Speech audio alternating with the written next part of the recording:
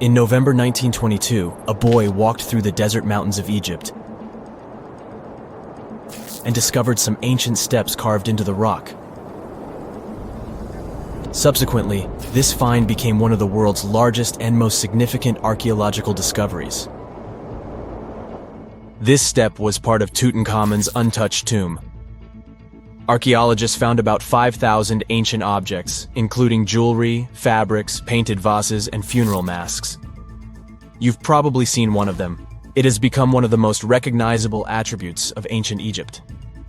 More than 100 years have passed since then, and now humanity has finally become close to another large-scale discovery, the tomb of Cleopatra. This queen was the last active ruler of the Ptolemaic Kingdom of Egypt, who sat on the throne from 51 to 30 BCE. There are many ancient records about Cleopatra, her reign, and her unusual personality, but until now, no one has discovered the secrets about her passing away in the burial place.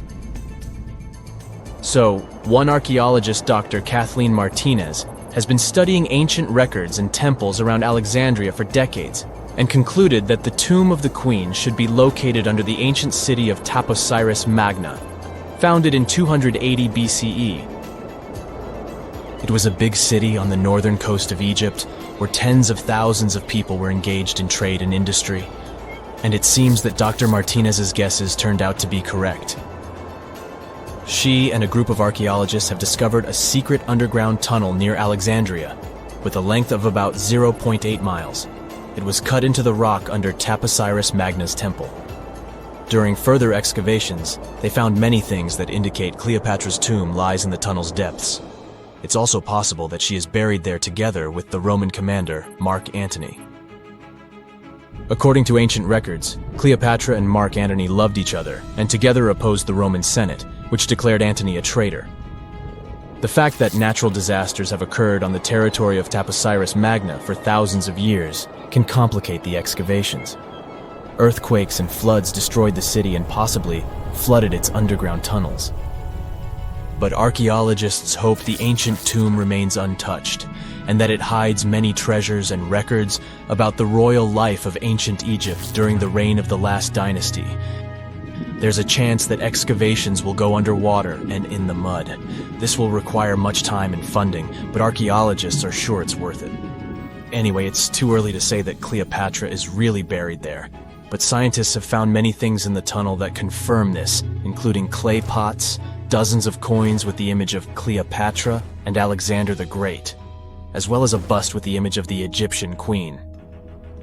Cleopatra is still one of the most popular personalities in Egypt, on an equal footing with Ramesses III and Tutankhamun. She inspired many films, paintings, and books, but what made her so popular? She became famous for her inconsistency. She was a beautiful, intelligent ruler who pulled Egypt out of the crisis and made it a prosperous power.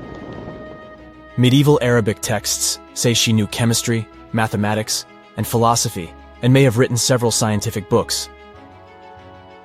She knew several languages and had excellent diplomatic skills. At the same time, there are many legends that she was a femme fatale who drove many men crazy. However, there's no evidence that her beauty was incomparable.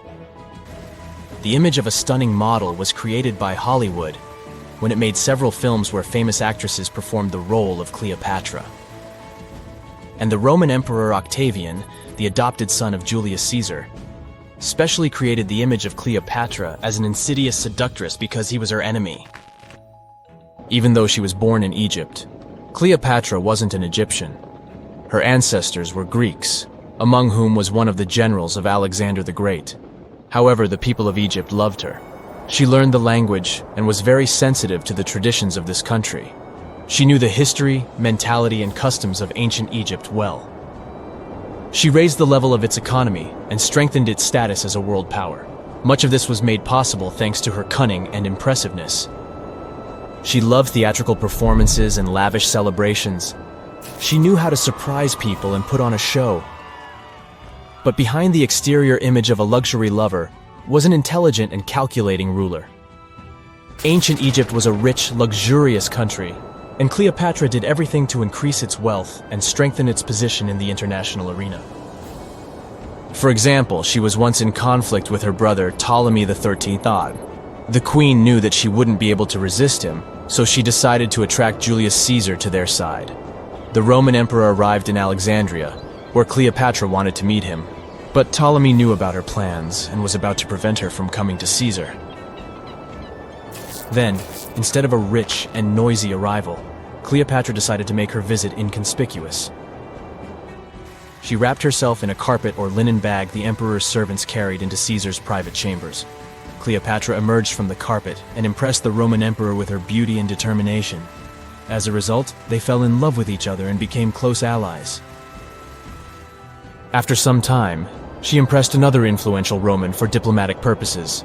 She arrived to meet Mark Antony on a golden barge with purple sails and silver oars. Cleopatra was dressed in the image of Aphrodite and sat under a magnificent canopy. Her servants dressed like cupids and were blowing her fan and burning incense. But Cleopatra created such a show for a reason. She knew that Antony revered Greek mythology and considered himself the embodiment of Dionysus. As a result, he was so impressed with this woman that he ended up marrying her. Cleopatra defended her crown, strengthened her alliance with Rome, and bore Antony 3 children. In Egypt, they threw big parties and enjoyed wealth with power. However, the relationship of a high-ranking official with the Egyptian queen caused a scandal in Rome. Octavian was Antony's primary opponent in the struggle for power, so he exploited the situation to darken the competitor's reputation. He used propaganda to make Cleopatra an insidious seductress in the eyes of Roman citizens. He accused Antony of succumbing to her charms. The Roman Senate supported Octavian and declared Cleopatra an enemy. In 33 BCE, this conflict reached a high point when Antony's navy clashed with Octavian's fleet. The latter won and forced his enemy to flee to Egypt with Cleopatra. According to some records, they took refuge near Alexandria. Pursued by the Romans, they hid in one of Cleopatra's palaces and met their end. Some legends say that Cleopatra was an expert in poisons. She provoked a venomous snake, a viper or an Egyptian cobra, to bite her. Also, according to another legend, she pricked herself with a poisonous needle. There's a theory that Cleopatra always carried an ampule with poison inside her hairbrush. And when she was cornered, she soaked the needle with this poison and pricked herself. None of this can be said for sure. Scientists are still trying to find out the truth. Perhaps when they reach Cleopatra's tomb, the world will get more answers about her tragic fate. She is considered the last ruler of Egypt. After her passing, Octavian plundered her palaces and temples and returned to Rome, where he became the main emperor. He successfully ruled the country and expanded its borders. His reign ended when he turned 75. World history would have looked different if Cleopatra and Mark Antony hadn't lost that naval battle. By the way, did you know that more time has passed between Cleopatra's reign and Neil Armstrong's flight to the moon than between the reign of the Egyptian queen and the construction of the Great Pyramid of Giza? Armstrong took a step on the Earth satellite in 1969, 38 years after the birth of Cleopatra. And the construction of the pyramid took place in 2560 BCE. Imagine how long the history of ancient Egypt is. Cleopatra is closer to us in time than to the pyramids. Miles and miles of yellow sand, treeless mountain ridges, and scorching hot sun over your head. And suddenly, something you'd never expect to come across in a barren desert. A small group of overexcited people. They're as happy as you would be if you'd won a lottery. They've just found an ancient tomb, once flooded with its walls in bad shape. But the stuff they discovered inside proves that this is the burial site of one of Egypt's most mysterious pharaohs. Historians have been hunting for his tomb for years, but no one expected it to hide ancient treasures. Fast forward. After careful examination of the site, Egyptian officials have announced the discovery of the tomb of King Thutmose II. It's the last missing tomb from Egypt's 18th dynasty. And this is also the first royal tomb found since King Tutankhamun's was discovered in 1922, in more than 100 years. A team of Egyptian and British archaeologists found the tomb in the Theban Mountains area, west of Luxor, near the famous Valley of the Kings. Before this, the site was only known as Tomb C4, but during their excavation, the team found clear evidence proving it belonged to King Thutmose II. Archaeologists actually found the entrance and main tunnel leading to the tomb in 2022. But at first, they thought it belonged to a queen because it was near the graves of Thutmose III's wives. It was also close to Queen Hatshepsut's tomb. Originally, it was prepared for her when she was just a royal wife. But everything changed when she became pharaoh. But we'll talk about this twist of fate a little later. But soon they realized that their discovery was much more significant. They found alabaster jars with Thutmose II's name and the words "deceased king" written on them. That's when they realized that the tomb was actually his final resting place. Sadly, Thutmose II's tomb has seen better days. According to the head of Egypt's antiquities sector and the leader of the Egyptian excavation team, the tomb suffered major damage from ancient floods not long after the pharaoh's death. Water swept through the burial chamber, likely destroying or displacing many of the original artifacts. Much of what had been once inside the tomb was moved elsewhere in an attempt to salvage it. The researchers found out that the tomb had a basic design, with an entrance, a sloping main corridor, and a burial chamber. The corridor was coated in white plaster and rose about 4.5 feet above the floor of the burial chamber. A large staircase and a very large descending corridor of the tomb indicated its grandeur. It took the team a long time to navigate through, though, as the tomb was blocked by flood debris and collapsed ceilings. Only after crawling through a 32-foot passageway with a small 16-inch gap at the top, the worst nightmare for those of us with claustrophobia, were they able to reach the burial chamber. There, they were in for another surprise. They cleared the debris, expecting to find the crushed remains of a burial beneath. But the tomb turned out to be completely empty, and it was not due to robbery. It had been deliberately emptied. The researchers soon realized that the tomb had been flooded since it had been built underneath a waterfall. It happened just a few years after the king's burial, so the contents of the tomb were moved to another location. That's why there was a second corridor in the tomb. It was most likely made to help remove King Thutmose II's body from his flooded tomb. Despite the damage, the excavation team made some really exciting discoveries. They found traces of mortar decorated with blue inscriptions, yellow stars, and fragments from the Book of Amduat, one of the most significant funerary texts in ancient Egypt. The book was meant to guide the deceased through the underworld, ensuring a safe journey to the afterlife. Now, how about we sneak a peek at ancient Egypt's 18th dynasty? It was all about conquering lands, expanding the empire, and building jaw-dropping monuments. Some of the biggest names from that era, Thutmose I and Thutmose III, both legendary warrior kings who left their mark in history. Thutmose I was a fierce fighter who led major military campaigns, pushing Egypt's border further south than ever before, all the way to the fourth cataract of the Nile. His victories gave Egypt access to new trade routes, stronger political ties, and more wealth. His conquests were so significant that they were recorded in the tombs of his top officials. Thutmose III, sometimes called Thutmose the Great, took things even further. He was not only an incredible military strategist, but also the commander of Pharaoh Hatshepsut's armies before becoming king himself. He led between 17 and 20 military campaigns, winning every single one and expanding Egypt's empire to its peak. He even created the world's first navy. Thutmose III is often remembered as Egypt's greatest warrior pharaoh. And sandwiched between these two powerhouses was Thutmose II, a pharaoh who doesn't get nearly as much attention. Hey, the middle child, right? His reign lasted only about 5 years before he passed away at around age 30 in 1479 BCE. He is kind of a mystery. No one really knows what he accomplished. For the longest time, even the location of his burial site was totally unknown. His body was actually found in the 19th century. It was just lying around in the mortuary temple of Deir el-Bahari, in a secret chamber where priests used to hide royal mummies centuries after their original tombs were looted by grave robbers. In other words, Thutmose II's body must have been moved from his original resting place at some point in history to protect it. During his lifetime, Thutmose II made at least one major impact on Egyptian history. He married his half-sister, Hatshepsut. That might not sound like a big deal, but it helped her become Egypt's greatest female pharaoh after he passed. The catch?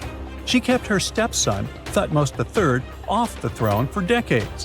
When he finally took power, he erased her name from history out of spite. And still, Hatshepsut is one of Egypt's greatest pharaohs, no matter if you're talking about a man or a woman. She brought a lot of wealth and art to Egypt. She led a big trading trip to a place called Punt, where she brought back things like gold, ebony, and incense. She also made sure her name lasted by building amazing structures that we can still see today. At Karnak, she added huge obelisks. One of them is still standing tall. She also was the one to build the Temple of Dir al-Bahre with its countless columns. She was buried there. Interestingly, Hatshepsut was often shown in art as a man with muscles and a beard, like how pharaohs were usually depicted. But she made sure there was always something in the artwork that reminded people she was a woman, like calling herself Daughter of Re or His Majesty herself. When she passed away in 1458 BCE, Egypt wouldn't have a female ruler as powerful as her until Cleopatra, about 1400 years later. According to Egypt's Supreme Council of Antiquities Secretary General, isn't that a mouthful? Hatshepsut's name actually appears in Thutmose II's tomb, meaning she might have even handled his burial. As for their final resting places, well, Hatshepsut was buried in the Valley of the Kings, and Thutmose II's mummy is now in the National Museum of Egyptian Civilization, alongside other ancient Egyptian rulers. It gives visitors a rare chance to see the remains of a nearly forgotten pharaoh. Now, experts consider the discovery of his tomb to be one of the most significant in recent years. The artifacts found there add important details to our understanding of the history of the region and Thutmose II's rule. And even though the tomb's design is fairly simple and follows the same architectural style preferred by later Egyptian rulers, its historical importance is undeniable. In any case, the mission isn't over yet. Archaeologists are now focusing on solving another mystery. Where did the rest of the tomb's contents end up? The team is determined to continue their search. Who knows what other secrets they will uncover that have remained hidden beneath the sands for thousands of years. A gruesome discovery took place in Egypt some years ago. You want to hear about it? 16 human hands, carefully buried in 4 eerie pits. They didn't look too much like human hands at first, since they were abnormally large, but they were. Weirdly, there were only right hands. No left hands were in sight. It turned out that it points to the practice of an ancient dark ritual. Old Egyptian art and tales talked of a ceremony where warriors would present the right hand of their adversaries as proof of victory and ask for gold in return. Egyptians believed in the afterlife, so cutting off someone's hand meant you cut off their power eternally. Guaranteeing this type of defeat was interesting to the winning party. Here, the fight was between Egyptians versus Hyksos, who lived in what was once known as Canaan. Egypt has always been the center of some history-changing findings, and some time ago, this papyrus was found. If we stretched it open, it would be just a tad bigger than the height of a skyscraper. The world's tiniest skyscraper, which is located in Wichita Falls, Texas. When humans didn't write on their notes app, they wrote on this thing, made from the medulla of a papyrus plant. Around 2,000 years ago, ancient Egyptians wrote something reminiscent of a book where they describe most of their funerary traditions and their visions of the afterlife.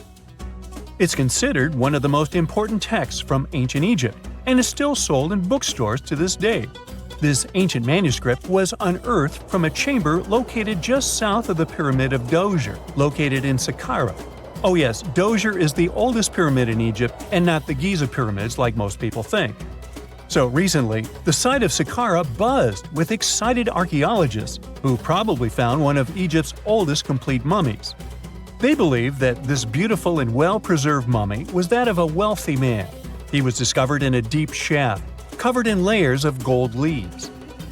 There are many symbols that show he was an important and wealthy man, like the band he wore on his head, the bracelet on his chest, and the fact that he was embalmed with a tunic, which was reserved for Egypt's finest. The most exciting part of the entire discovery was finding the resting place sealed with mortar, just as the ancient Egyptians had left it 4,300 years ago. Now this may sound weird, but back in 2008, archaeologists discovered a missing pyramid. Now it went missing because it deteriorated over the span of 4,000 years. Today, you can only see its base. It was a pretty important site back in ancient times. It is said that around the area of the pyramid, the ancients hosted a special type of ceremony where high priests would carry mummified remains of sacred bulls. Now here's a fun fact. Ancient Egyptians believed that Apis bulls were earthly incarnations of the city deity of Memphis and was connected to rites of fertility. It wasn't just any Apis bull, though. They needed to be all black, with a single white mark between its horns and a bunch of very specific characteristics. They were selected by the local priests and honored until they passed away. After that, they were mummified and buried in underground galleries. Meanwhile, this missing pyramid sort of disappeared around the 1800s. It was a German archaeologist who first found it in the village of Saqqara. He called it the Headless Pyramid when he first found it. But then, years after the official discovery, the desert sand came along and covered the whole thing. There were some excavations between the 19th and 20th centuries, but they weren't too systematic. That's why scientists were so thrilled when they dug an entire pyramid's base after removing the 25-foot mound of sand that was covering it. Oh, and it turns out American archaeologists are excavating a cemetery in Egypt that could contain over 1 million mummified bodies. So far, archaeologists have dug around 1,700 mummies. One of the main differences from other classic Egyptian mummies is that these people weren't kings and pharaohs. They were commoners that most likely lived about 1,500 years ago, when Egypt was controlled by the Roman and Byzantine empires. The name of the cemetery is cool, though, the Way of the Water Buffalo, just in case you want to check it out on your next trip. Other than bulls and buffaloes, ancient Egyptians also liked baboons. Are you seeing a pattern here? In the beginning of the 20th century, archaeologists discovered a site filled with mummified baboons in a place called, guess what? The Valley of Monkeys. An animal wouldn't have been mummified if it wasn't considered important. Certain animals were more important than others, since they were linked to specific deities. Jackals were connected to Anubis, the ancient god of the afterlife, and cats were likened to the female deity Bastet. Baboons were a pretty big deal, since they were believed to be connected to Thoth, the deity of wisdom and advisor to Ra, one of Egypt's supreme deities. The archaeologists who studied these animals weren't too happy. They think these baboons were kept inside and were deprived of sunlight for most of their lives. They had extreme vitamin D deficiencies and they were poorly fed. Maybe Thoth got angry with these baboon keepers. Just a guess. Since there's never a boring day for archaeologists in Egypt, they also found human mummies with golden tongues. Since Egyptians were all about the afterlife, they believed that golden tongues might help a person speak once they pass to the other side. I mean, it's a long shot, but hey, why not? Some of these mummies were placed in wooden coffins with goods, such as necklaces, pottery, golden artifacts in the shape of lotus flowers and scarab beetles, and iPhones. Just kidding. A new temple was also unearthed recently in Egypt. Scientists believe it was dedicated to honor Zeus Cassios. That deity would be a cross between Zeus, the almighty Greek deity of the sky, and Mount Cassios. While digging around the Sinai Peninsula in Egypt, archaeologists spotted 2 pink granite columns poking out of the ground, and bingo. They believe these columns represented the temple's front gate and collapsed during an earthquake many years ago. And speaking of deities, there weren't only super serious deities. Recently, scientists unearthed a golden ring in a city south of Cairo. No, Frodo, it's not magical. It was a normal gold ring, but it had the depiction of the deity of fun, officially named Bes. This deity is often described in sacred texts as a happy chubby dwarf. Today, many tattoos we get are sorta deprived of any sense and are made of aesthetic purposes only. In ancient Egypt, though, women would get tattoos as a token of protection for childbirth. That's what scientists think, at least. Around the Nile region, scientists found some mummies that had well-preserved tattoos, which is a rarity since the skin deteriorates so easily. 2 of these women tattooed their lower backs, and the drawings were simple. They were mostly pictures, including that same chubby dwarf we just talked about, Bess. He also had a side hustle as the protector of women during childbirth. Now, would you believe me if I told you ancient Egyptians invented robots? No? Well, that's because that's not entirely true. Sure, they were astronomers, mathematicians, and engineers, and somehow they also squeezed an eccentric invention into that package: an automated deity some scientists called Hathor. This wooden statue had been in the Metropolitan Museum of Art for years before someone noticed its secret. With the help of an X-ray machine, specialists discovered a mechanical operating system inside it. The pulley-like axis goes from the statue's shoulder to her left leg. When the system rotates, the statue raises and lowers her hand. Hey, pick me! Pick me! I got my hand up here.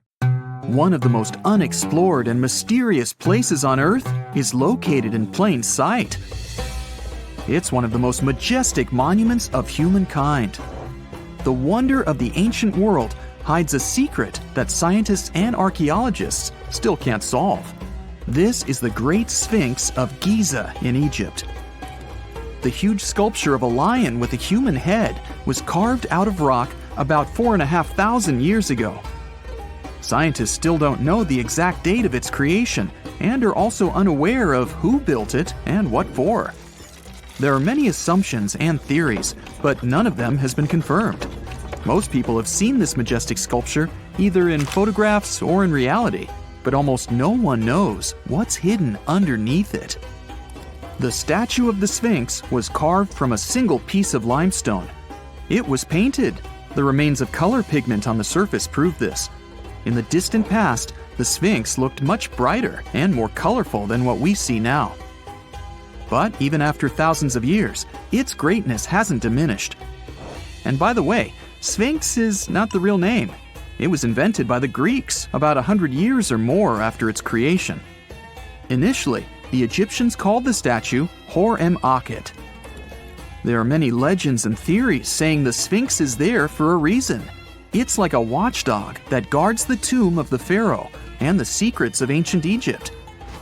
These legends become more plausible when archaeologists discovered hidden entrances at the feet of the Sphinx.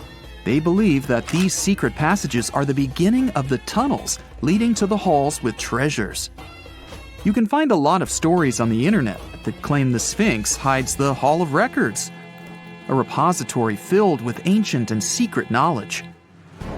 One of the main artifacts of this repository is supposed to be the records of the ancient mythical state of Atlantis. According to legends, the entire library from this city was moved under the Sphinx. The entrance to this library must be located next to the Sphinx's right paw. Many archaeologists tried to find this entrance, but came away empty-handed. Also, there are many images with detailed diagrams of the underground city that consists of a network of tunnels and chambers under the Sphinx.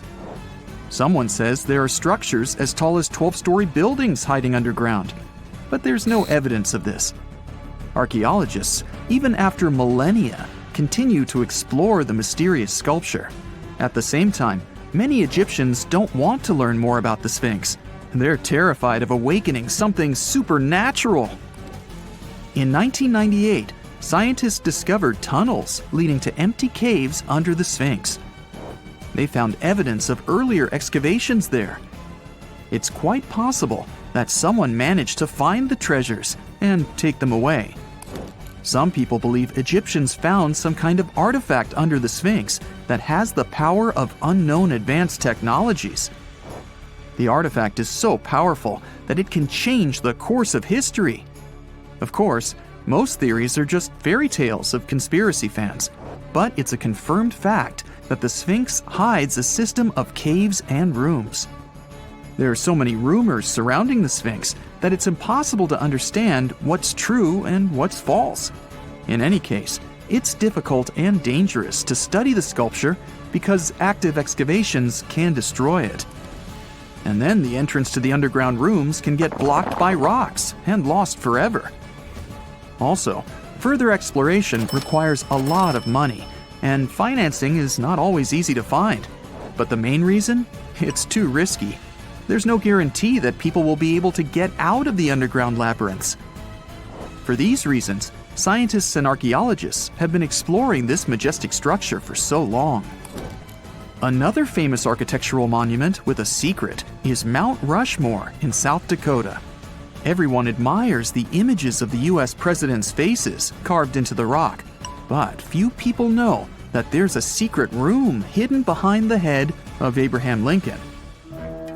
The architect of Mount Rushmore wanted to carve slabs on the rock with the record of the main stages of the country's history. But his plan was too complicated to carry out. Then he was offered to implement it on a much smaller scale, to build a secret room inside the mountain. The idea was to save this knowledge so that future generations will always remember the history of their country. Unfortunately, the architect didn't have time to finish his work. The construction stopped for several decades. But in the late 90s, the project was resumed. Porcelain enamel panels depicting the history of the US were placed in the room. It's possible that these plates will be stored there forever. But people can't see them, at least for now. The room is inaccessible to tourists as it's too difficult to get inside. Another secret room is located in the Empire State Building. More precisely, it's not even a room, but a place where you can take cool photos. Almost all tourists gather on the observation deck of the 86th floor to enjoy a stunning view of Manhattan. But there's another deck with panoramic windows on the 102nd floor. There are way fewer people there because almost no one knows about that place. Fortunately, access to this deck is open to everyone. You probably won't have to wait in line for a long time to take a photo. You'll feel special because you're in such a secret place where there are almost no people. But the coolest place is even higher, on the 103rd floor. This is a spacious observation deck where celebrities get their photographs taken. It's not a public place, but if you know the right people, you can get there. There are almost no security measures on the site. Only a low ledge between you and an abyss.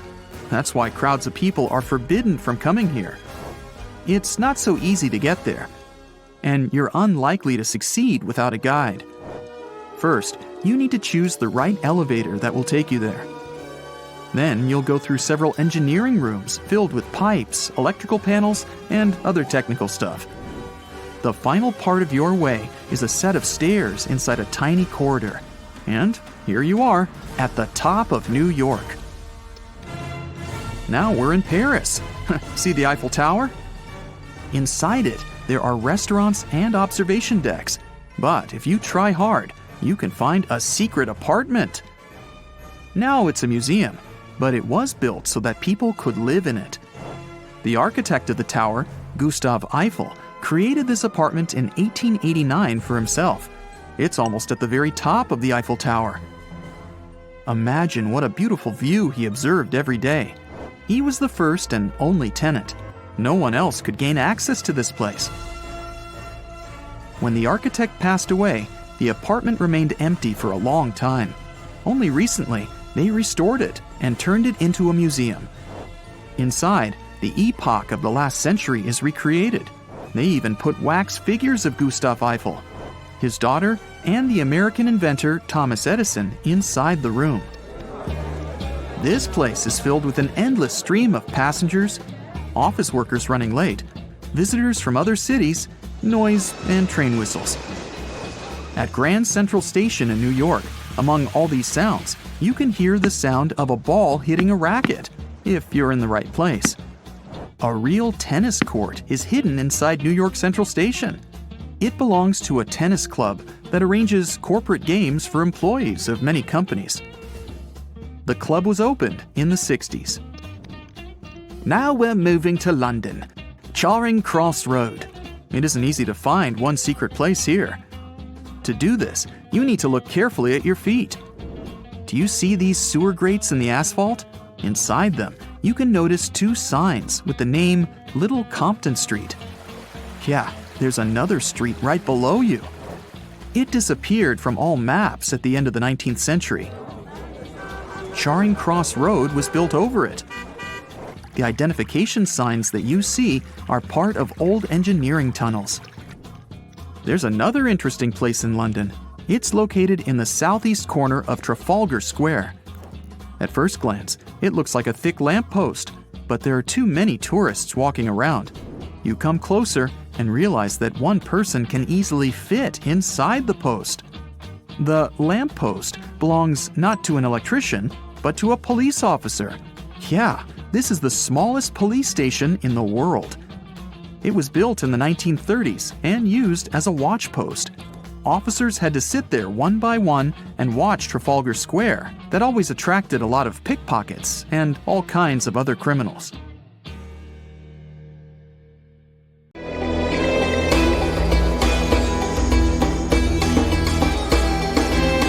The Great Pyramid was created as the final resting place of ancient Egyptian monarch Khufu. According to legend, French leader Napoleon entered the Great Pyramid and came back out looking shaken and super pale. He never revealed what he saw inside, but whatever it was is said to have affected him for the rest of his life. When Napoleon entered the pyramid, he would have walked through a super tight and ascending passageway. He'd then go through another passageway, known as the Great Chamber. This corridor would have been much taller than the previous one, and would have cobbles too. He'd then reach the King's Chamber, the centerpiece of the Great Pyramid, which was lined with huge blocks of granite. But it wouldn't have looked as grand as we might imagine. There are no hieroglyphics decorating its walls, as Egyptians only began decorating the burial chambers of pyramids much later on. The pharaoh's tombs deep inside the pyramid would have also been filled with treasures, from chunks of gold to the world's most expensive jewelry. But this would have all been looted a long time ago. The only thing that probably would have been left in there would have been a huge sarcophagus, which would have once contained the king's mummy. He'd also have to walk past the queen's chamber. This room most likely didn't hold any queens though, as pyramids were usually only built for one person. There are mysterious tunnels leading from here. To this day, no one is really sure what they're there for.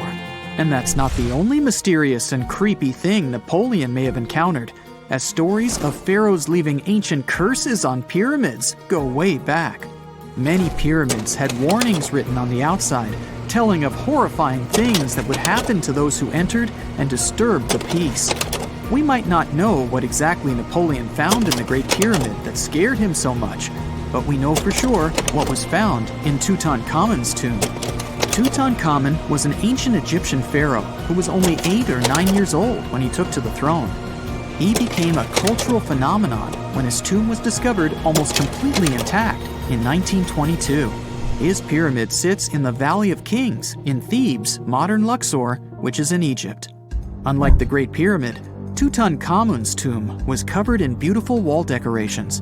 The walls told the story of how he would travel to the afterlife through the underworld. Egyptians believed all people would have to take this journey, so they would fill their tombs with objects and paintings to help them get there. There'd also be spells painted on the walls. They believed this would help people pass over to the next realm.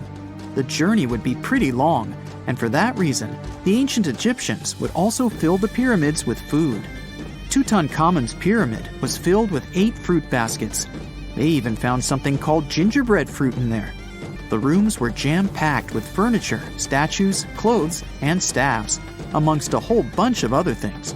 You'd likely find a lot of clothes and expensive jewelry in the pyramids as well. The ancient Egyptians wanted their ancestors to travel in style to the afterlife. They put Tutankhamun in his final resting place with over 50 pieces of clothing, all of the highest quality. There were tunics, scarves, gloves, and headdresses, and a ton of jewelry. Bracelets, pendants, necklaces, rings, and scarabs for protection were all found inside. Each of them was made of gold or precious stones. There were also fans made of ostrich feathers to keep the old pharaoh cool in the hot Egyptian sun. But the temperature inside the pyramids never actually went above 68 degrees Fahrenheit. The ancient Egyptians developed a super cool air conditioning system that we don't fully understand even today. Tutankhamun's pyramid also contained 130 walking sticks made from ebony, ivory, silver, and gold to help him on his journey. There were 3 chariots hidden away in case he got tired of all the walking. They also put 11 boat paddles inside, but there was no sign of any boat. The pyramids would be littered with the pharaoh's favorite scents and perfumes. During the excavation of Tutankhamun's pyramid, it quickly became clear that it had been robbed during ancient times. There was damage to doors and traces of oils left in empty jars. It looks like someone raided the pyramid for gold and the scents, perfumes, and oils that had been left for King Tut. There was still a bit of perfume, which was made from coconut oil and frankincense, left in one bottle. It seems like Pharaoh Tutankhamun loved board games. There was an ivory traveling set of senet in his pyramid. Although we don't know for sure exactly how to play it, we have figured out it was sort of an ancient Egyptian version of backgammon. It looks like it was a 2-player game where the goal was to knock your opponent off the board. Not really sure who Tutankhamun's mummy was supposed to play with, though. The ancient Egyptians had some rituals that may seem pretty strange to us. For example, they used to shave their eyebrows off if they ever lost a cat. So it's not too surprising they put some really weird things inside pyramids. Archaeologists discovered a collection of mummified cats and scarab beetles in pyramids that date back more than 4,000 years. They were found in the pyramids of Saqqara, which is south of Cairo. They also found a bunch of makeup kits and mirrors inside. Makeup was worn proudly by both men and women in ancient Egyptian times. Eyeliner was the most popular cosmetic. The Rosetta Stone was one of the best discoveries ever made in pyramids. It was found by our man Napoleon Bonaparte and his team. It's a black granite rock that dates back to 196 BCE. It's transcribed in Greek, Demotic, and hieroglyphic.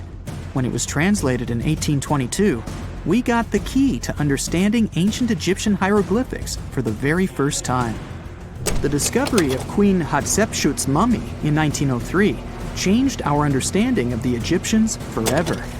After she had passed away, her successor, Thutmose III, removed most of the evidence of her reign, so we basically knew nothing about Egypt's first great female leader. She's now gone on to become one of the few and most famous female pharaohs of Egypt. Pharaoh Khufu even had a fully fledged boat in his pyramid. Archaeologists uncovered more than 1,200 pieces of a giant boat near the Great Pyramid at Giza. They reassembled the boat, and it's a whopping 144 feet long. It's most likely a solar boat, which was designed to carry the resurrected king with the deity Ra. Fun fact, the Pyramid of Giza is the last remaining of the 7 wonders of the ancient world. The other 6 are the Hanging Gardens, the Colossus, the Temple of Artemis, the Mausoleum, the Lighthouse, and the Statue of Zeus. This pyramid was also the world's tallest man-made structure for 3,800 years, and it's the biggest pyramid in Egypt. It took a staggering 2.3 million blocks of limestone, and some weighed as much as 80 tons. It took an incredible 100,000 laborers and a whopping 23 years to build. Its original height was a mega 480 feet. In 2017, archaeologists discovered something weird about Egypt's Great Pyramid. There's a hidden void that's at least 100 feet long, and no one really knows why it's there or what's actually inside it. The weird void is the first inner structure discovered within the 4,500-year-old pyramid since the 1800s. Scientists used cosmic rays to detect the massive hole, but are still no closer today to finding out what's inside. The ancient Egyptians took a lot of care building the pyramids, and everything was strategically placed and structurally sound, so it's super unlikely that this hole is due to blocks falling over time. Loads of pyramids also contain small model figurines called ushabti. These represented attendants. They believed they would come to life to serve the pharaohs in the afterlife. But it's amazing that all this stuff actually fit inside. There isn't actually a huge amount of space inside the structures, It's mostly just rock. It's 1898, and you're taking part in excavations in Saqqara. This place, not far away from Cairo, is full of ancient tombs and pyramids. You're in your Indiana Jones mood and hope to find something really phenomenal to become famous. Gold, manuscripts, treasure maps, mummies of famous pharaohs. Wait, a wooden bird? You're really disappointed as it looks like a regular toy. An old one, but still. Little do you know that years later, someone would propose that your bird was actually an ancient monoplane. So the artifact, nicknamed the Saqqara bird, is made of a sycamore tree. The birdie has a wingspan of just 7 inches and weighs around 40 grams. A perfect original souvenir from Egypt, I would say. It's over 2,000 years old and looks pretty plain, without any carvings of feathers or other intricate ornaments. It has a beak and eyes, though, which makes our find look like a hawk, the emblem of the deity Horus. Its tail is rather unusual as it's squared, looks weirdly upright, and it seems like the sunken part of it was the place for a now missing piece.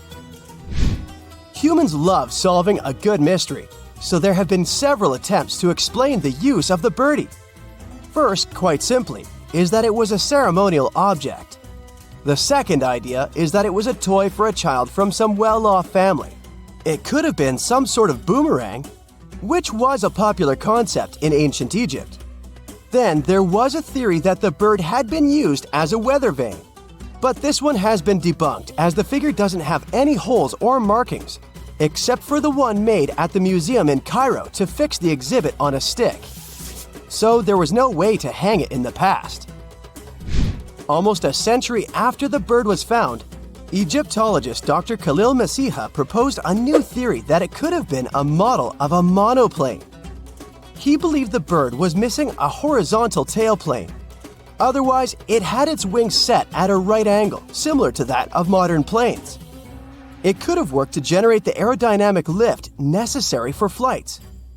Dr. Masiha also claimed that it was common at that time to place miniature models of technological inventions in tombs. So, did the ancient Egyptians really invent the plane in 200 BCE? That would make the Wright brothers, who are considered the inventors of aviation, really upset. They made one of their first flights only in 1903. There's just one way to know for sure, and that is to test the model. But you know, the ancient museum in Cairo would unlikely let one of their cherished exhibits fly around like a toy. That's why glider designer Martin Gregory built a similar model, this time of balsa wood, and concluded that even with the missing tailplane, the plane wasn't much of a flyer. Case solved? Not really. This didn't sound convincing enough to the History Channel, so they invited an aerodynamics expert to build another replica of the bird. He tested it in weather conditions similar to those in Egypt and was impressed with the little plane's abilities. So, if they did invent the prototype of a plane back in the times of pharaohs, it would be a good example of an oupart. That's an out-of-place artifact, an object that's way ahead of its time in terms of technology or history. And the Saqqara bird isn't the only example of such a revolutionary concept. In 1901, a group of divers retrieved the Antikythera mechanism from an underwater shipwreck near the Greek island of Antikythera. It's been dubbed the world's first analog computer, and it's currently dated around 100 BCE. The bronze mechanism could tell the position of the sun, moon, planets, and stars, as well as the lunar phase, the dates of upcoming solar eclipses, and even the speed at which the moon moves through the sky. No one's sure who used it and how or where it was made. But it's obvious that it's extremely precise and way too advanced for its time. The first flushing toilets in the world were invented in the middle of the 20th century. Just kidding. The ancient Minoans on the Mediterranean island of Crete and the Indus Valley civilization both came up with this brilliant invention at the same time, around 4,000 years ago. The plumbing and sanitation were so well done that no one managed to design anything better until 2,000 years later. One ancient Minoan lavatory was discovered at the Palace of Knossos. It looks like it had a wooden seat set over a tunnel that directed water from a rooftop reservoir to an underground sewer. Other varieties got water from jugs. Only the super rich people could afford all this glory. So if you wanted to shop for real estate back then, the flushing toilet would be a telltale sign you were in the rich neighborhood. Automated doors became a cool, seemingly new invention back in 1931. But the technology behind them is actually much older. Think the 1st century CE old. Mathematician and engineer Heron of Alexandria came up with a hydraulic system to open and close temple doors. To bring it into action, you need to light a fire to produce heat. There was a brass pot under the fire, half filled with water. The inventor connected the brass pot to containers that acted as weights. When the fire was burning, the water moved into the containers. They went down and pulled the ropes. It was nothing like a supermarket door that opens in front of you before you even have time to think. Heron's door took hours to open, and there was no way to stop the process. That's why they only opened the doors once a day before people entered the temple, to add some mysticism at the temple during ceremonies. Spooky. Looks like the first ever battery was invented in Baghdad around 2,000 years ago. A German archaeologist found this oval-shaped clay jar in 1938. Scientists are still not sure what purpose it served and who exactly invented it. There is a theory that it was used for electroplating objects with precious metals. When they filled it with a weak acid like vinegar, the battery produced around 1 volt of electricity. Another theory says it was a vessel for sacred scrolls. Would you like to buy contact lenses designed by Leonardo da Vinci himself? In 1508, he invented a glass lens with a funnel on one side. You were supposed to wear it with water inside to improve your vision. Sounds a bit uncomfortable, doesn't it? So, around a century later, French scientist René Descartes decided to improve the idea and make the cornea contact the future lenses. Contacts because they contact your eyes, get it? The glass tube with liquid did help improve vision, but blinking was sadly impossible. 2.5 centuries later, new technologies in the glass industry let scientists design contacts that would fit in the eye and even let the wearer blink. Thanks, guys! Still, those lenses were made of heavy blown glass and didn't let the eye breathe. About 50 years later, contacts became plastic, lightweight, unbreakable, and scratch-resistant, but still covering the entire eye. And then, in 1948, an English optical technician accidentally sanded down a plastic lens and figured out they'd still be in place even if they covered only the cornea. Imagine you're living in 19th century London and need to send a message to New York. It would have taken about 10 days to get there by ship. So when delivery time went from days to hours in 1858, it was a true sensation. The first message was sent by Queen Victoria herself. It was all made possible thanks to the transatlantic telegraph cable, running under the ocean. Sadly, the new cool invention only lasted a few weeks. It took years to bring it back to life. Today, we're traveling to the ancient city of Abydos, within the famed temple of Seti the Frot, where I'll show you something that will turn your world upside down. Apparently, people traveled by helicopters or some kind of other flying machines in ancient Egypt. But where could this advanced technology have come from? Perhaps from space. Let's start from the very beginning. Strange hieroglyphs were discovered on the ceiling in the ancient city of Abydos. Look at them attentively, eerily. They depict something that resembles modern or even extraterrestrial vehicles, a bit too much for it to be a coincidence. No wonder some people are sure that the Abydos carvings can serve as proof of ancient astronauts having visited Egypt more than 3,000 years ago. And the ancient Egyptian artists depicted their spacecraft in the carvings on the roof. support at the Temple of Abydos. These carvings have another name, the helicopter hieroglyphs. There is an opinion that these mysterious artifacts might depict 20th century technology, or technology developed in another star system, or even a different galaxy. Now, pay closer attention to this piece. Doesn't it remind you of a helicopter, or probably even a submarine? And here, we can clearly see two planes. Or is it a UFO? In any case, none of these machines existed at the time when the hieroglyphs were carved. If we look at this whole situation from this point of view, it looks like it supports the ancient astronaut theory, which claims that intelligent extraterrestrial beings, aka alien astronauts, visited our planet and made contact with humans in ancient and prehistoric times. In this case, the hieroglyphs could be the proof of this extraterrestrial contact in the past. Some ufologists are also sure that aliens were responsible for the creation of such famous monuments as the pyramids in Egypt and Stonehenge, along with many others. Now, many people have argued that the images uploaded to the internet are fakes. But no, they are in fact real. At the same time, Egyptologists have offered a more logical explanation for the carvings in Abydos. In ancient Egypt, it was common practice for hieroglyphs to be recarved and refaced over the years. This process, known as palimpsest, was often done when a new pharaoh came to power. That's why the new ruler's name was carved over the previous one.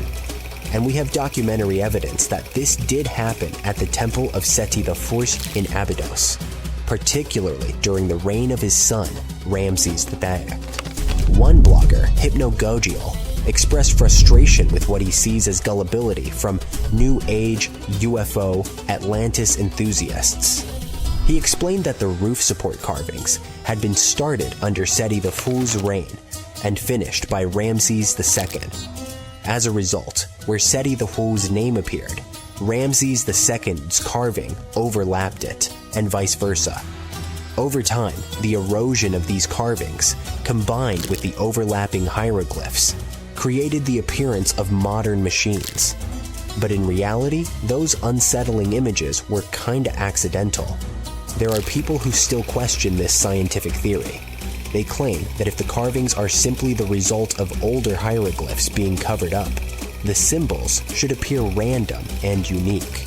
Several sources, including the Arab newspaper Al-Sharq al-Awsat, published pictures from the Amun-Ra temple in Karnak, which show carvings strikingly similar to those found at Abydos. So, the supporters of the idea of the extraterrestrial origin of the carvings say that if those at Karnak are authentic, the palimpsest theory loses its credibility. But most likely, ufologists just see what they want to see, ignoring any scientific proof that goes against their theories.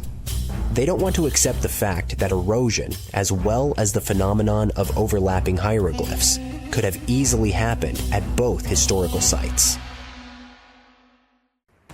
Most people know that pyramids were built as grand tombs for the pharaohs, designed to ensure they had a smooth journey to the afterlife. The Great Pyramid of Giza, for instance, was constructed for the pharaoh Khufu. But what most people don't know is that this whole pyramid building trend started right here with the step pyramid of Djoser about 4,700 years ago. This massive structure was built for Pharaoh Djoser, a ruler from Egypt's 3rd dynasty. It rises 7 layers high above the ground and stands about 200 feet tall. We think of it today as a phenomenal architectural project, but for ancient Egyptians, the step pyramid of Djoser turned out to be more like a massive experiment, a trial run, if you will, to perfect their building skills before they moved on to even more ambitious pyramids. Reaching new heights is super exciting, but the real mystery is what is going on below the ground. In this pyramid's underground labyrinth, there is a network of tunnels stretching about 3.5 miles long, and some researchers believe these tunnels might have been part of a sophisticated water system that could completely change what we think about pyramid construction. Let's talk about this massive complex located in Saqqara. Surrounding the pyramid, there's what's known as a dry moat, a continuous trench that is up to 164 feet wide and almost 2 miles long. It forms a sort of rectangular shape around the pyramid. This trench has an average depth of about 65 feet. Now, if you were to add up all the earth and rock they dug out to create this moat, it would be about 10 times the volume of the step pyramid itself. For the longest time, people just assumed this trench was nothing more than a huge quarry, a place where they dug up stone and clay to build the step pyramid. Makes sense, right? But when you take a closer look, it doesn't add up. The trench is too narrow and deep to be practical for mining, and its layout doesn't match anything we know about ancient Egyptian quarrying methods. Plus, some sections of the trench are actually covered with a rocky ceiling, which would have made it nearly impossible to use as a quarry. Another theory suggests that the dry moat had some kind of spiritual significance. Maybe it was a sacred place, where souls of nobles gathered to serve the late king in the afterlife. There are even niches in the walls that work as a hint at this spiritual function. But most researchers believe that this purpose likely developed much later, long after the complex was built for Djoser. So, what was the moat really designed for? In 2020, a researcher came up with a pretty intriguing idea. It is possible that this trench was actually designed to collect and manage water, especially after heavy rainfalls. Now, that makes sense when you consider the location. The moat sits in an area that could easily have been flooded by runoff water from nearby plains. This could also explain why the trench wasn't used for new graves until much later when the climate became drier and less prone to flooding. The story becomes even more intriguing as this trench appears to be part of a larger, more complex hydraulic system within the Djoser complex. It is like the trench has several compartments, carefully carved out of the rock and connected by tunnels.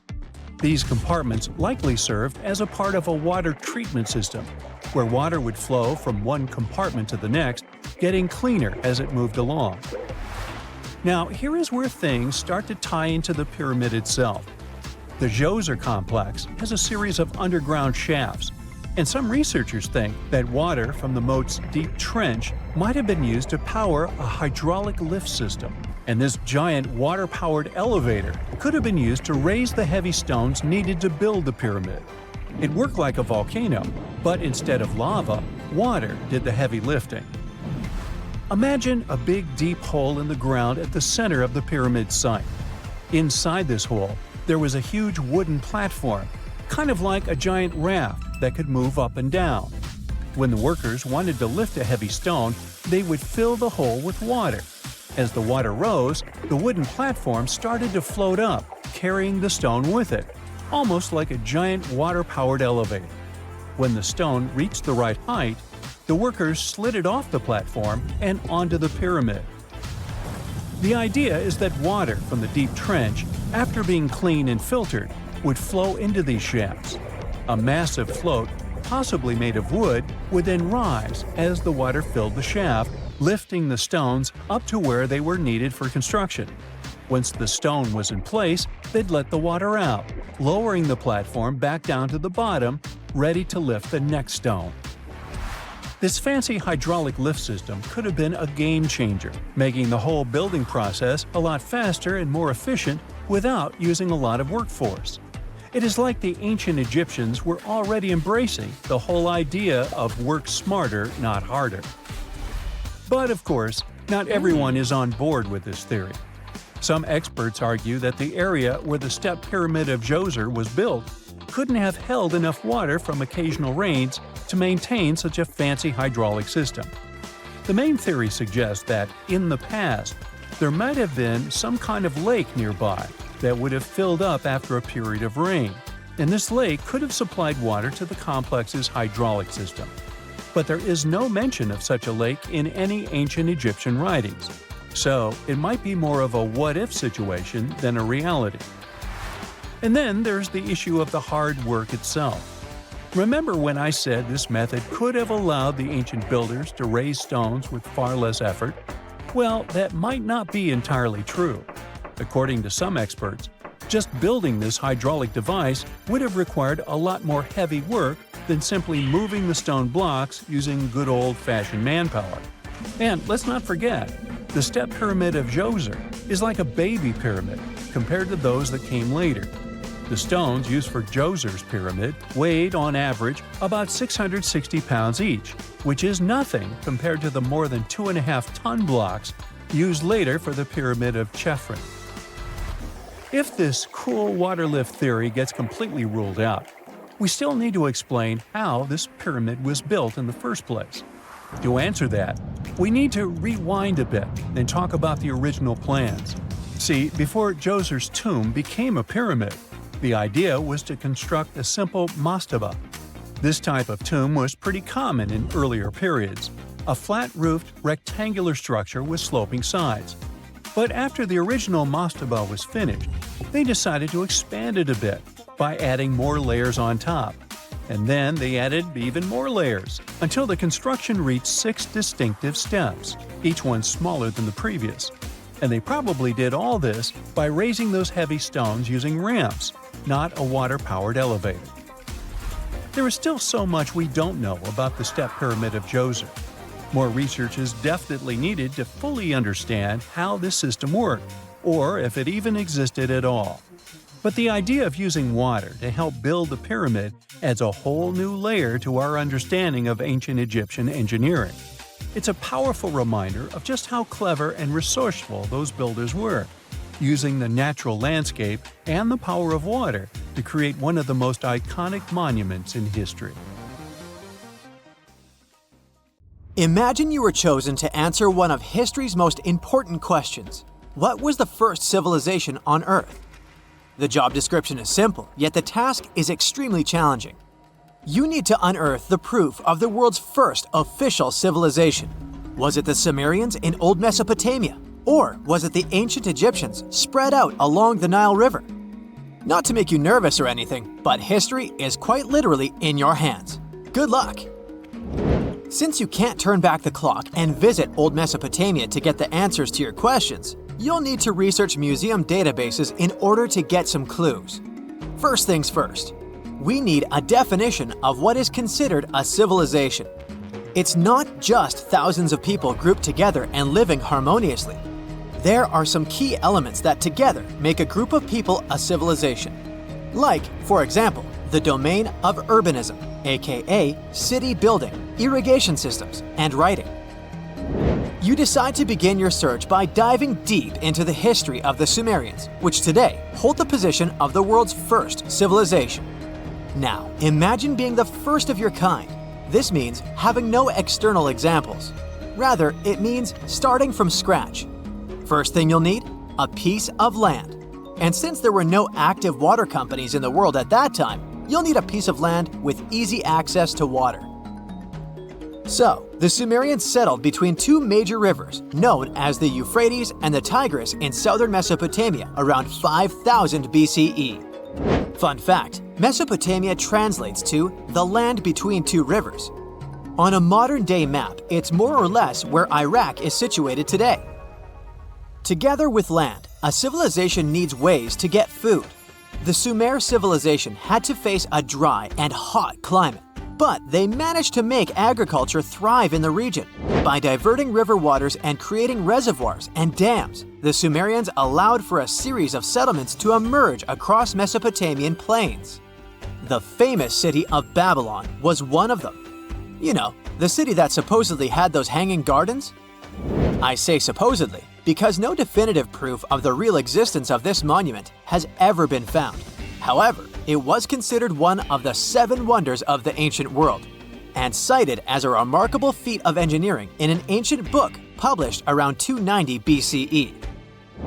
Although no record was found of the Gardens of Babylon, the Sumerians were recognized as extremely skilled builders. Their cities were filled with mud brick constructions, and the most impressive ones were known as ziggurats, stepped pyramids that were built for spiritual purposes. The Sumerians built a trade network to supplement scarce resources and started to exchange goods with civilizations rising nearby, like Anatolia and Egypt. The beginning of trade was what drove the Sumerians to develop what is believed to be the world's first writing system. It began as a simple system, likely dating back to 3400 BCE. In this system, each syllable was represented with a drawing. Later, it gradually evolved into a fully formed cursive writing system. Don't believe me? Take a look at this piece from the Babylonian times. This huge basalt plaque is called the Hammurabi Code. It's known to be humanity's first collection of written laws. As far as the story goes, it was carved in volcanic stone around year 1760 BCE. Look at the precision of these carvings. It's quite astonishing. But the content is also surprising, since these 282 rules vary from commercial regulations to strict laws of justice. The thing is, historians don't have a consensus on whether the Sumerians were really the first ones to invent writing. Some think it might have been old Egyptians. Let's pause here. Ancient Egyptian settlements are believed to have started around the year 5500 BCE, which is earlier than the Sumer civilization. But remember I said a civilization needed a few things before it was considered as such.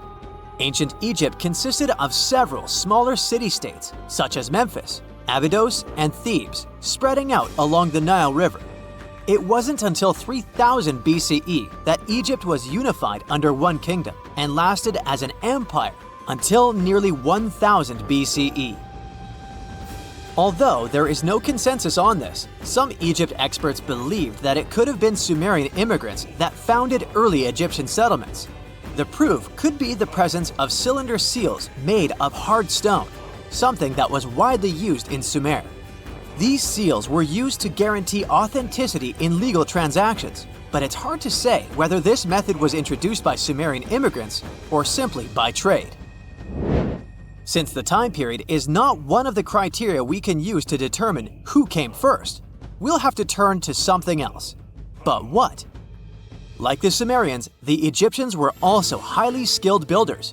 Duh, they built the famous Giza pyramids and many others all over their territory. In order to enhance their building techniques, they delved into developing a more profound understanding of mathematics. They developed a new form of measurement called the cubit, which was the equivalent of an arm's length. The Great Pyramid, for instance, is 440 cubits per 440 cubits. They were also innovative astronomers, combining their mathematical skills with attentive astronomical observation. They were the first civilization to use a 24-hour division of the day. And they even created a solar calendar, which was the first dating system in history to feature 365 days in 1 year. Okay, it's undeniable how impressive they were. But some experts say that the dispute has to be settled through the comparison of their writing systems. Hieroglyphic writing, the first Egyptian style of writing, is said to date back to 3000 BCE. It was a composition of over 700 symbols, which were carved in stone. For a long time, researchers believed that the Sumerian writing had come before Egyptian, but in a recent discovery made by Yale researchers claims otherwise. Archaeologists have discovered a panel of 4 signs that are believed to have been written around 3250 BCE. Oh, and they've also found another rock drawing depicting a pregnant elephant that can date back to 4000 BCE. Now, there's also a third possibility that fewer people seem to mention: the Indus Valley Civilization, also known as Ancient India, located around the area of modern-day Pakistan and India.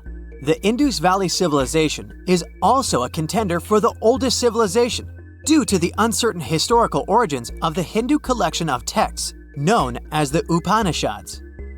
The Indus Valley Civilization flourished around 3000 BCE, but records show that people in the Indus Valley were trading with Mesopotamians as early as 3500 BCE. Now, wait a minute. How is it possible? No, they weren't time travelers. This isn't a sci-fi movie. There already were agricultural settlements in the area that were slowly growing into bigger cities, such as Harappa and Mohenjo-Daro. Ancient Indian cities were sophisticated, filled with baked brick homes built in a grid system.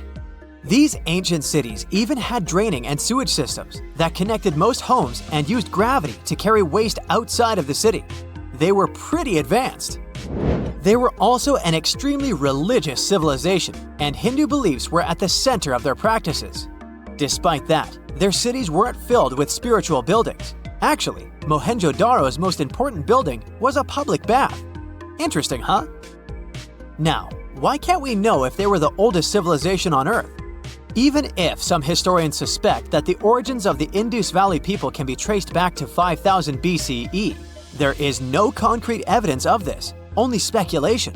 The best proof we have is the Upanishads. The Upanishads are texts filled with philosophy, mantras, and ceremonies. The thing is, part of Hindu practices included memorizing and passing down the wisdom of the Upanishads in oral form. So, it took a while before it appeared as a written script. Well, I'd say historians aren't really sure what was the world's first civilization. We can only guess at this point, but who knows what new discoveries might reveal. In 1850, French scientist Auguste Mariette went to Egypt looking for manuscripts, but accidentally found a head of a sphinx sticking out of the dunes. He cleared the sand and figured out the sphinx was guiding the entrance to some underground construction. Several months later, he finally entered the Serapeum of Saqqara. Inside, he found an enormous granite sarcophagi with remnants of 64 bulls. Scientists are still amazed by the tech that the ancient Egyptians used to transport those enormous boxes. The Serapeum was built around the year 3000 before the Common Era. It was an underground tomb built to honor the sacred Apis bulls of ancient Egypt. It had a long hallway, almost 500 feet long, with giant stone rooms on both sides. Some of the sarcophagi weighed as much as 50 average cars, and all of them were made with super precision, with exact 90-degree angles. These sarcophagi were beautifully decorated with hieroglyphs and carvings that told stories about the lives and importance of the Apis bulls. Now, there are 24 sarcophagi left. In ancient Egypt, Apis bulls were very special animals connected to the deity Ptah. They thought the bulls carried Ptah's spirit and wisdom, helped the pharaoh, and protected the Egyptians. Priests looked for special markings on young bulls to find Apis bulls. It could be a white triangle on its forehead, which symbolized divine light, a shape on its back like a vulture's wing, and a scarab shape under its tongue, which stood for rebirth. If a bull had these signs, they believed it was chosen by Ptah and treated it like royalty. The chosen bulls lived in a special temple in Memphis, the city where they worshipped Ptah. They received the best care and offerings from visitors who wanted their blessings. When an Apis bull passed away, it was treated with great honor and mummified. When Mariette entered the Serapeum, he noticed traces of rollers on the gallery's floor and found 2 wooden horizontal winches. Each had 8 levers. Later, other explorers saw double rails. The burial chambers were lower than the hallway floor. To get the boxes into place, workers filled the chambers with sand so the sarcophagi could be rolled in straight. Then they slowly removed the sand to gently lower the boxes into perfectly cut spaces in the bedrock. A carved stone sign found in the Serapeum said it took 28 days to move just one sarcophagus and its lid into its spot during the time of Ptolemy II. The extreme precision of the sarcophagi with 90-degree angles also has an explanation. Ancient Egyptians wrote texts, or rather, papyrus, on geometry a long time ago. It shows that they knew the approximate number pi and could calculate the volume of a pyramid with its top cut off. If they could figure out complicated math like that back then, it makes sense that they could also carve perfectly flat surfaces 500 years later. All this sounds pretty legit, but some people think certain things don't add up here. The size of boxes is way larger than the size of bulls. Yet, they buried pharaohs in tiny coffins that barely fit their bodies. The sarcophagi are made out of granite with crazy precision, and they could have just used limestone, which would have made things way easier. The transportation of the boxes seems pretty simple, but only in theory. If one person could pull about 440 pounds, then at least 250 people would be needed to pull just one box. The tunnels in the Serapeum are really narrow, only about 2 feet wider than the boxes themselves. There's no way hundreds of people could have squeezed into those tight spaces to pull the boxes. And even if they did, how would they turn the box in the cramped corridor, lower it into its niche, and place it perfectly in the middle? Somehow, they did this 24 times, and every box is centered perfectly. Plus, the chambers were dusty, and there were no signs of soot from lamps.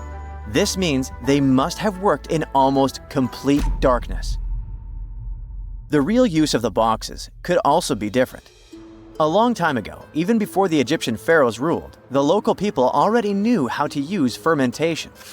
It happens when tiny organisms called yeast eat certain ingredients like starch and turn them into gas and ethanol. So someone in ancient Egypt probably put food like barley, bread, and even meat inside a giant stone box, then closed it tight with a heavy lid. These stone boxes, carved from granite, were so precisely made that they were almost completely sealed, so nothing could escape from it. As the yeast inside the box started working, it created more and more CO2 gas. It built up pressure inside the box. The granite boxes were incredibly strong. They could handle more pressure than a car tire can hold. When granite was squeezed under such pressure, its crystals produced a tiny electric charge. This effect was possible because granite contains quartz, a material that reacts to pressure this way. The process also needed meat or animal parts, possibly to help the yeast grow better. Meat contains something called oleic acid, which yeast needs to keep growing and to survive the bad effects of the ethanol it produces.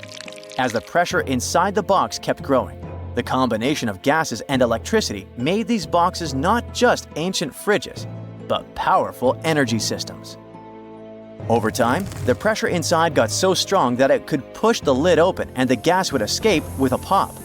But when people rediscovered the Serapeum in 1850, they found old drawings that showed piles of stones stacked on top of some of the box lids. So, someone long ago probably tried to make the lids even heavier by adding extra weight to make it harder for the gas pressure to push them open. This extra weight also meant the quartz crystals in the granite could keep creating more electricity under all that pressure.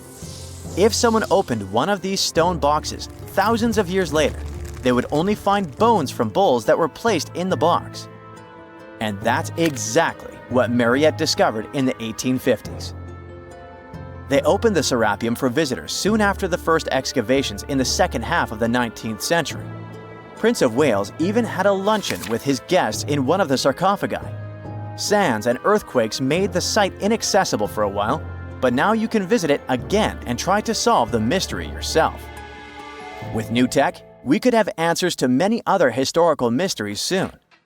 A team of scientists at Chicago's Field Museum of Natural History recently used a special CT scanner to learn more about ancient Egyptian mummies without unwrapping them. They gently rolled 26 mummies on custom carts out to the parking lot, where the scanner was waiting. It took thousands of detailed X-ray pictures of each mummy and their coffins. When all the pictures were put together, they created 3D images that showed what was inside, the skeletons, and some artifacts. The scientists hope these images will help them understand ancient Egyptian burial practices from over 3,000 years ago. Even though the scanning process only took 4 days, it might take 3 years to study all the data. But scientists were able to learn some personal details about the mummies. One of the most popular mummified individuals at the museum, Lady Cheneta, was a woman who lived in ancient Egypt about 3,000 years ago. It looks like she passed away in her late 30s or early 40s. To make sure her body looked complete for the afterlife, embalmers put stuffing in her neck to keep it from collapsing. They also placed artificial eyes in her sockets, so she would have eyes in the next world. She was wrapped in fancy linen and placed in a beautifully decorated coffin. The scans revealed that it had been carefully crafted with a slit at the back, which embalmers used to fit the body. There were also some artistic details on the surface, like markings for her knees. It looks like her burial was on the scale of a high-end luxury car. Wow! Scientists have found a lost city beneath Egypt's pyramids. And it's incredibly large, bigger than the biggest target you can imagine. Underground chambers, passageways, and vertical structures. Scientists have no idea what purposes they served. But let's start from the very beginning. Italian and Scottish scientists studying the Pyramid of Khafra discovered something that looked like secret tunnels under 3 pyramids. This find might change what we know about ancient Egypt. The expedition, called the Khafra Project, was led by Corrado Malunga from Pisa, Italy, and Filippo Biondi from the University of Strathclyde, Scotland. Their mission was to focus on exploring Khafra's pyramid, the second largest on the Giza Plateau. Scientists uncovered a massive structure beneath the Pyramid of Khafra. Could it be an ancient Egyptian underground city? The experts analyzed the data they had and came to the conclusion that 8 large vertical structures could be hiding beneath, possibly wells or shafts. They extend a staggering 6,500 feet across. Imagine placing 2.5 Burj Khalifas on the ground, one after another, and you get the sheer size of this find. These shafts also plunge nearly 2,000 feet underground. Some of the deepest underground stations in the world are located at a mere 380 feet underground or so. These cylindrical shafts are surrounded by spiral paths. Picture some old Gothic castle. They're connected to 2 giant, weirdly shaped chambers. Are those cubes? Or possibly bowls? Each of these chambers is likely more than 260 feet across. Now, even though we know about the structures now, no one has figured out their original purpose yet. Want to hear something even more shocking? Okay then. The team is almost sure that similar access points can be found under all 3 pyramids. In other words, all of them might be linked by a hidden system of underground tunnels, chambers, and passages. Even deeper, about 4,000 feet under the surface, there might be more unknown structures. And doesn't it add to the mystery? But the coolest news is that, according to some team members, these hidden structures near Giza pyramids could align with the legendary Halls of Amenti. In ancient Egyptian mythology, it's a place where people are believed to arrive when they're close to the end of their days. There, they are said to take a 3-day-long trial, facing their biggest fears. Now, how did scientists even discover these hidden spaces? To uncover them, researchers used 2 satellites positioned 420 miles above Earth. They sent radar signals to the Giza Plateau, and these signals generated detailed images, which were later compiled into a 3D model of the underground layout, including the newly detected shafts. Then, using synthetic aperture radar or SAR technology, which is a type of radar that can penetrate through stone, the team also spotted 5 small room-like structures hidden deep within the pyramid. One of these chambers contained a sarcophagus, which was once thought to be the tomb of Pharaoh Khafra. But now, scientists believe this was a mistake. The true burial site is likely to be elsewhere. In any case, these 5 hidden rooms were completely unknown before the scans. They seem to be arranged in the center of the pyramid and are linked to underground pathways leading somewhere below the structure. There's an opinion that these tunnels could lead to more hidden chambers and wells. Some of them might be around 4,500 years old. Wow! What if they help us solve ancient civilization mysteries? Preliminary data suggests that all this underground space can be much more than a few empty chambers. There might be many more hidden structures near the Giza pyramids. How come? Well, the thing is, the structure appears to include hollowed-out sections with spiral pathways leading even deeper underground. Refining the images hinting at this could reveal an extensive subterranean network. It might be a whole city hidden under the surface. Now, despite the excitement surrounding these findings, there are also a lot of people who don't believe in the existence of the underground city. They're skeptical about the archaeological discovery in Egypt due to the lack of peer-reviewed verification. That's why several archaeologists and radar experts have challenged the validity of the claims. They've explained that the technology used to make the discovery may not be advanced enough to produce such detailed underground imagery. According to them, the 5 smaller chambers found near the surface could be natural formations, since the area had had sacred significance long before the construction of the pyramids. Some experts have even dismissed the use of radar methods in this context altogether. They call these methods scientifically unproven and question their accuracy. The discovery has also reignited discussions about ancient Egyptian myths and the possibility of hidden texts lying somewhere beneath the Giza pyramids. The layout of the newly detected underground chambers shares similarities with mythological accounts of the Hall of Records, a rumored chamber that could preserve early Egyptian wisdom.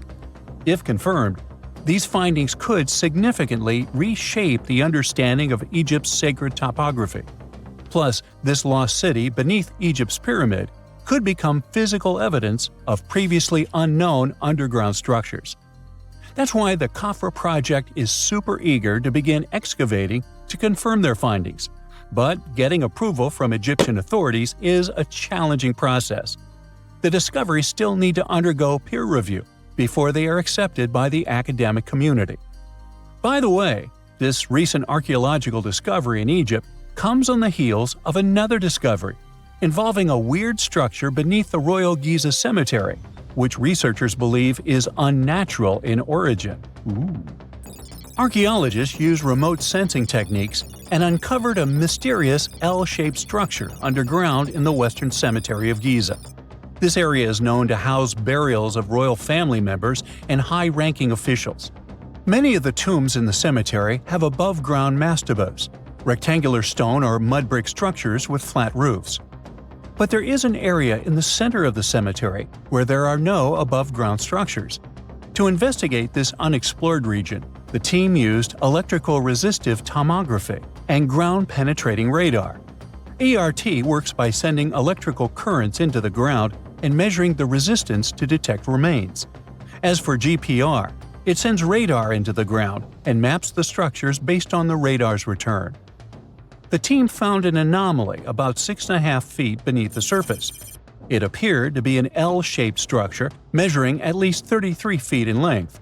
The readings suggested that the structure had been backfilled with sand after its construction. This made the team hypothesize that it could be a mix of sand and gravel, or possibly an air void. This anomaly was classified as a highly resistive structure, which meant it didn't occur naturally. Motoyuki Sato, the study's lead author and professor at Tohoku University in Japan, claims that the structure is not a natural formation due to its sharp shape.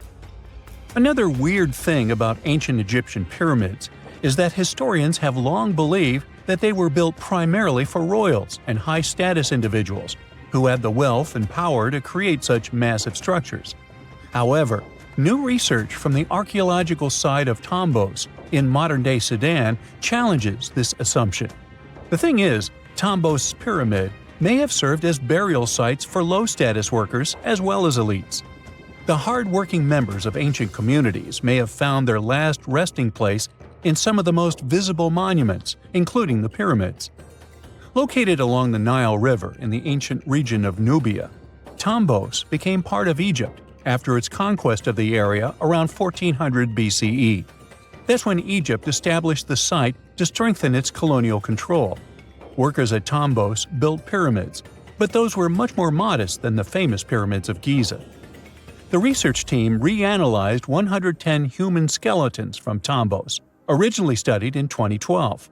In particular, they examined the entheses, the areas where tendons and ligaments attach to bones. Such an analysis can give us insights into the amount of physical labor a person performed. When someone does hard labor, their bones often develop distinct crests and ridges at these attachment points due to the stress on the tendons and ligaments. And while some skeletons showed little change in their entheses, suggesting they belonged to individuals from the upper classes, others showed more serious changes. It means they belong to lower-class workers. This finding can totally challenge our earlier understanding of pyramid burials, especially the idea that only elites were buried in the pyramids, because the pyramids themselves were designed for the elite. This recent research may prove that lower-class workers may have found their final resting place in these monumental structures too.